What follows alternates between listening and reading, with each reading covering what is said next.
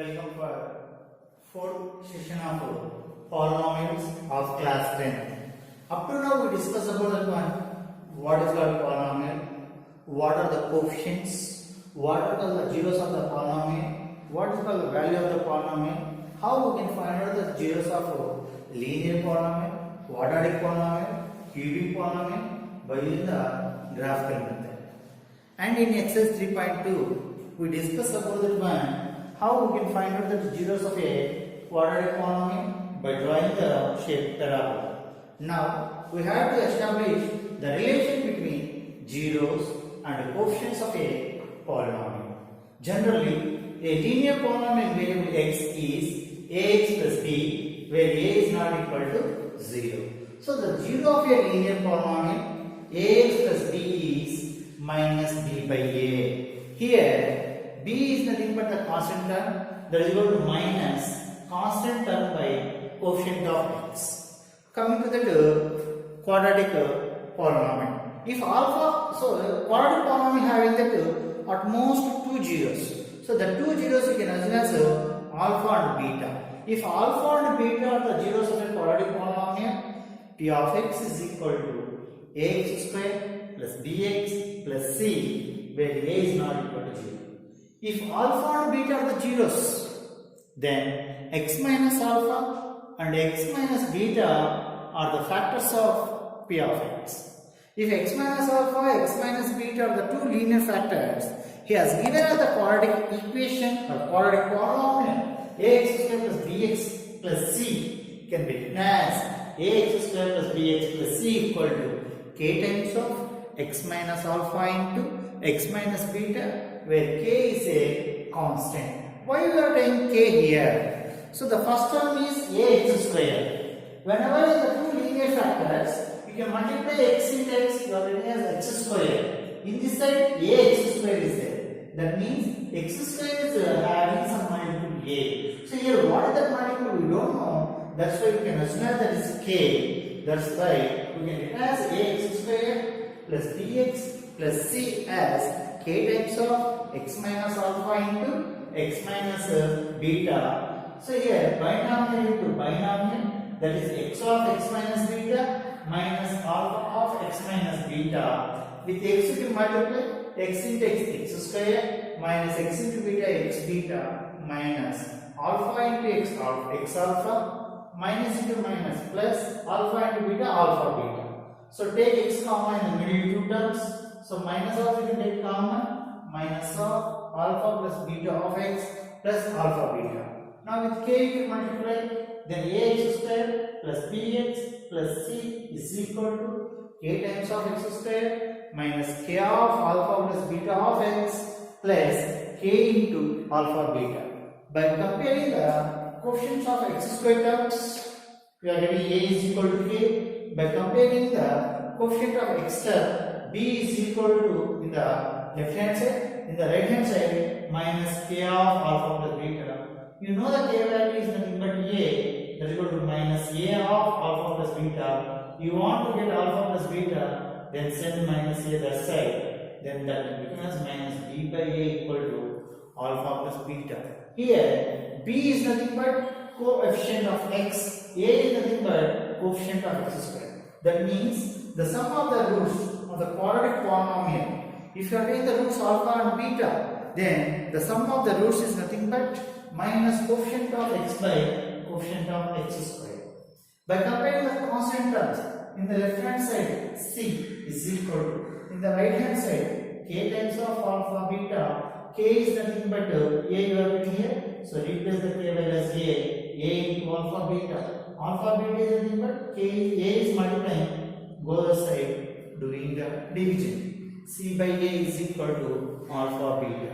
C is nothing but constant term, a is nothing but coefficient of x square. So alpha beta, alpha comma beta are the roots of the quadratic polynomial. The product of the roots is equal to constant term by coefficient of x square, that is nothing but c by a. If he has given alpha and beta are the zeros of the quadratic polynomial, which is in the form of ax square plus bx plus c, where a is not equal to 0, then the sum of the zeros is equal to sum of the zeros, that is alpha plus beta equal to minus b by a, alpha beta product of the zeros is equal to c by a. If you are given the quadratic equation by this formula, we have to find out the sum of the zeros and the product of the zeros. If alpha comma beta comma gamma are the zeros of a cubic polynomial ax cubed plus bx square plus cx plus d, where a is not equal to 0, then the sum of the zeros alpha plus beta plus gamma is equal to minus d by a, that is equal to minus coefficient of x square by coefficient of x cubed. The product of sum of two zeros at a time. Whenever we take the two zeros at a time, the product, those the product sum, that is alpha beta plus beta gamma plus gamma alpha is equal to c by a, that is equal to coefficient of x by coefficient of x cube. The sum of the product of two zeros at a time. Product of two zeros at a time, those the sum means alpha beta is the product of first and second zeros, second and third and first. So alpha beta plus beta gamma plus gamma alpha is equal to c by a, that is equal to coefficient of x by coefficient of x cube. Alpha beta gamma, that is product of the zeros.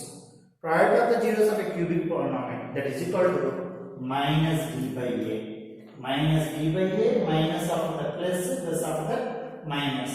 The denominator is coefficient of x cube only. Here coefficient of x square, coefficient of x constant term. Means the degree is decreasing by 1. So the product of the three zeros of a cubic polynomial is equal to minus d by a, that is equal to minus constant term by coefficient of x cube. If he has given zeros, how we can find out the quadratic as well as the cubic polynomial? If alpha comma beta are the zeros of a quadratic polynomial, whenever alpha comma beta are the zeros of a quadratic polynomial, then it is in the form of k times of x square minus of alpha plus beta of x plus alpha beta, where k belongs to R. K means any number. If suppose sometimes already alpha plus beta as 3 by 2, so the denominator is 2. That's why we take k value as 2. With 2 you can multiply. The denominator 2 get cancelled. Then you are getting as 2x square minus x plus something. Whenever you are getting as the denominator or the sum of the zeros or the product of the zeros as a fraction number, whatever the denominator, with the denominator you can multiply the expression. Then you are getting as a polynomial. Like that, if alpha comma beta comma gamma are the zeros of a cubic polynomial, then it is in the form of k of x cube minus alpha plus beta plus gamma of x square plus alpha beta plus beta gamma plus gamma alpha into x minus alpha beta gamma, where k belongs to R. So by using these two formulas, if he has given the zeros, then we can find out the polynomial. And we can check whether the given zeros are zeros of the given polynomial or not. Means simply it dictates in place of x. Like that, before exercise 3.3, one example is there. So you can do that. Example is very important for 4 marks. And in that exercise sum also is there. In the exercise,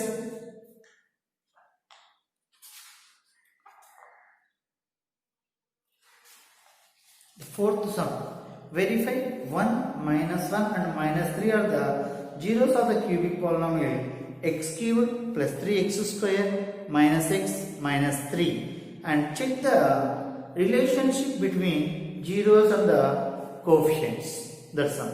And he has given the first Roman in exercise 3.3. Find the zeros of the quadratic polynomial and verify the relationship between the zeros and the coefficients. Let us see that sums now. In exercise 3.3, first Roman, the sixth sum, he has 3x square minus x minus 4. Find the zeros and verify the zeros with its coefficients.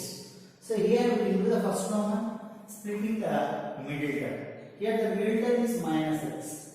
Minus x we have split as the two terms such that those the terms product will use as the product of extremes. 3/4 or 12x square along with the sign minus 12x square. Now minus 12x square is split as the two terms such that those the terms sum will use as the middle term, that is the minus x. So minus 4x plus 3x. Whenever we add these two, you are getting as minus x. Whenever you multiply these two, then you are getting as minus 12x square. Like that, I am splitting the middle term minus x as minus 4x plus 3x. In the first two terms, x is common, take x common outside, then you are getting as 3x minus 4. In the last two terms, there is no common, that's why you are taking 1 as common. So 1 time of 3x minus 4. Here 3x minus 4, 3x minus 4 common, take outside. The left over terms x here plus 1. So the given expression can be written as product of two linear factors. Now we can make them each linear factor as equal to 0. If a into b equal to 0, either a equal to 0 or b equal to 0 or both are equal to 0. So we are finding the zeros of the polynomial means this is equal to 0. This is equal to 0 nothing but this is 0. That means product of two linear factors is 0. That means first factor is 0, second factor is 0. If x plus 1 equal to 0, then x is equal to minus 1. 3x minus 4 equal to 0, then x is equal to 4 by 3. Therefore, 4 by 3 comma minus 1 are the zeros of 3x square minus x minus 4. Now the sum of the zeros. The sum of the zeros is nothing but alpha plus beta is equal to 4 by 3. Alpha plus beta is equal to the sum of the zeros. Alpha plus beta is equal to alpha is 4 by 3, beta is minus 1. 4 by 3 minus 1. By taking the LCM, you are getting as 1 by 3. The 1 can be written as minus of minus 1. Why you are getting minus of minus 1? Here the b value is nothing but minus 1. Whenever you compare 3x square minus x minus 4, here a value 3, a value 3. B value minus 1, so B value is minus 1, minus B is minus of minus 5, C value is minus 4. So alpha plus beta is nothing but you are getting as minus B by A, that is equal to coefficient of x by coefficient of x square. Prior to the zeros, alpha beta is equal to 4 by 3 into minus 1, that is equal to minus 4 by 3, minus 4 is nothing but the constant term, 3 is nothing but A, that is the coefficient of x square. That is equal to C by A, that is equal to constant term by coefficient of x square. Like that, we can do the first Roman sums in exercise 3.3. The fourth sum he has given 4u square plus 8u. In that one, we can take 4u common, 4u of u plus 2. Here u values are 0 or minus 2. So here also one 0 is 0, another 0 is minus 2. Like that, the fifth sum t square minus 15 can be written as t plus of plus into root 15 of t minus root 15. Like that, we can split the two factors, the fifth one and fourth one. For the remaining all the sums, you can use split the middle term method. You can go through. Coming to the second Roman, he has given the second Roman the sum and the product of its zeros he has given. Sum he has given in the sense alpha plus beta is equal to alpha beta product has given, so 1 by 3. So required of the general form of the required quadratic equation or quadratic polynomial is k times of x square minus alpha plus beta of x plus alpha beta. That is k times of x square minus alpha plus beta is equal to root 2 of x plus 1 by 3. So here the denominator was 1 by 3. That's why I am taking the k value as 3.